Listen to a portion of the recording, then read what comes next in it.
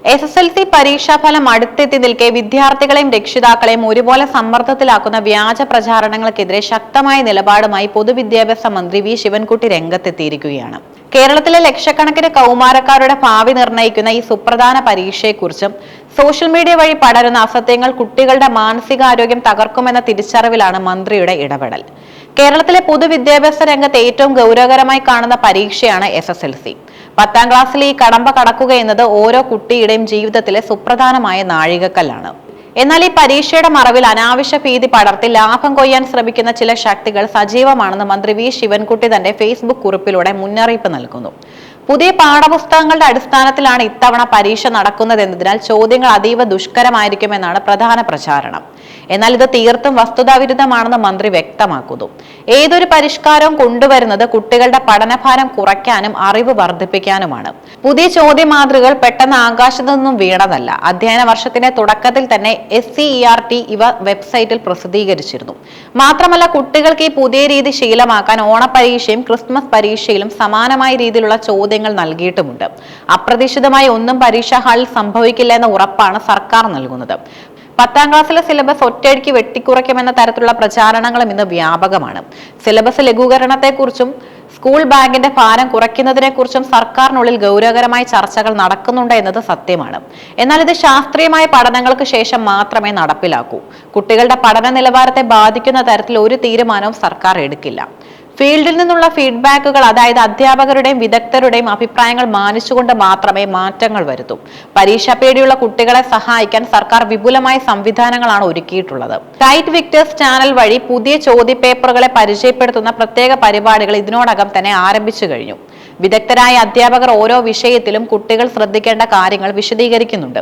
ഇത് കാണുന്നതിലൂടെ കുട്ടികൾ പരീക്ഷാ ഹാളിൽ മാനസിക സമ്മർദ്ദം വലിയ രീതിയിൽ കുറയ്ക്കാൻ സഹായിക്കുന്നു. പരീക്ഷയുടെ രഹസ്യ സ്വഭാവത്തെയും വിശ്വസ്തതയും തകർക്കാൻ ചില മാഫിയകൾ ശ്രമിക്കുന്നുണ്ടെന്ന മന്ത്രിയുടെ വെളിപ്പെടുത്തൽ ഞെട്ടിക്കുന്നതാണ്. സാധാരണഗതിയിൽ കേരളത്തിലെ SSLC പരീക്ഷാ ചോദ്യപേപ്പർ തയ്യാറാക്കുന്നതും അച്ചടിക്കുന്നതും അതീവ രഹസ്യമായാണ്. സംസ്ഥാനത്തിന് പുറത്തുള്ള സുരക്ഷിതമായ കേന്ദ്രങ്ങളിലാണ് അച്ചടി നടക്കുന്നത്.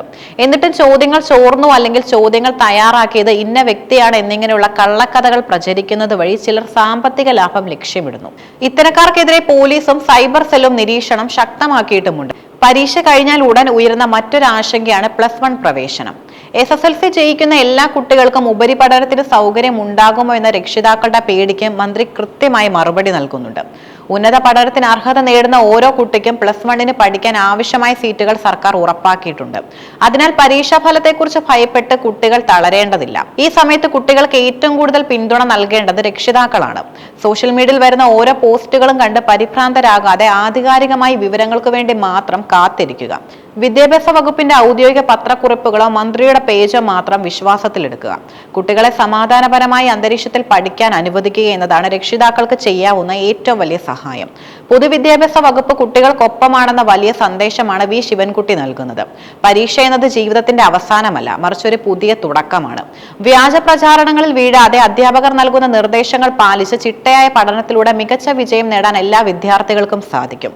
സർക്കാരിന്റെ ഈ വ്യക്തമായ നിലപാട് പരീക്ഷയ്ക്ക് തയ്യാറെടുക്കുന്ന ലക്ഷക്കണക്കിന് കുട്ടികൾക്ക് വലിയൊരു ആശ്വാസം തന്നെയാണ്. SSLC പരീക്ഷയിലെ സ്കോറിംഗ് രീതി ശാസ്ത്രീയവും വിദ്യാർത്ഥികൾക്ക് അനുകൂലവുമായ ഒന്നാണ്. പ്രധാനമായും 3 ഘടകങ്ങൾ ചേർന്നാണ് ഒരു കുട്ടിയുടെ ഫലം നിർണ്ണയിക്കുന്നത്. നിരന്തരമായ മൂല്യനിർണ്ണയം, പ്രായോഗിക പരീക്ഷ, രേഖാമൂലമുള്ള പരീക്ഷ. നിരന്തരമായ മൂല്യനിർണ്ണയം എന്നത് സ്കൂൾ തലത്തിൽ കുട്ടികൾ ചെയ്യുന്ന അസൈൻമെന്റുകൾ, പ്രായോഗിക പ്രവർത്തനങ്ങൾ, ക്ലാസ് ടെസ്റ്റുകൾ എന്നിവയുടെ അടിസ്ഥാനത്തിൽ നൽകുന്ന സ്കോറാണിത്. ഓരോ വിഷയത്തിനും പരമാവധി 20 സ്കോറാണ് ഇതിനായി നൽകുന്നത്. പരീക്ഷയിൽ വിജയിക്കാൻ C മാർക്ക് വലിയൊരു തുണയാണ്. രേഖാമൂലമുള്ള പരീക്ഷയാണ് പൊതുപരീക്ഷ. ഭാഷാ വിഷയങ്ങൾ, ഗണിതം, സോഷ്യൽ സയൻസ് എന്നിവയ്ക്ക് 80 സ്കോറിലും ഫിസിക്സ്, കെമിസ്ട്രി, ബയോളജി എന്നീ വിഷയങ്ങൾക്ക് 40 സ്കോറിലുമാണ് പരീക്ഷ നടക്കുന്നത്. ഓരോ വിഷയത്തിലും കുറഞ്ഞത് D+ ഗ്രേഡെങ്കിലും ലഭിച്ചാലേ ഉന്നത പഠനത്തിന് അർഹതയുണ്ടാകൂ. ഇതിനായി നിരന്തരം മൂല്യനിർണ്ണയം, പൊതുപരീക്ഷയും ചേർത്ത് മൊത്തം 30% സ്കോർ നേടേണ്ടതുണ്ട്. ഇത്തവണത്തെ ചോദ്യപേപ്പറിൽ കുട്ടികൾക്ക് കൂടുതൽ ചോയ്സുകൾ നൽകാൻ സാധ്യതയുള്ളതിനാൽ ഇഷ്ടപ്പെട്ട ചോദ്യങ്ങൾ തിരഞ്ഞെടുത്തെഴുതാൻ സാധിക്കും. കൂടാതെ ഗ്രേഡിംഗ് സമ്പ്രദായം നിലവിലുള്ളതിനാൽ മാർക്കിനേക്കാൾ ഉപരിയായി ഓരോ വിഷയത്തിലെയും പ്രകടനത്തെ ആസ്പദമാക്കി A+, A, B+ തുടങ്ങിയ ഗ്രേഡുകളായാകും ഫലം പ്രസിദ്ധീകരിക്കുക.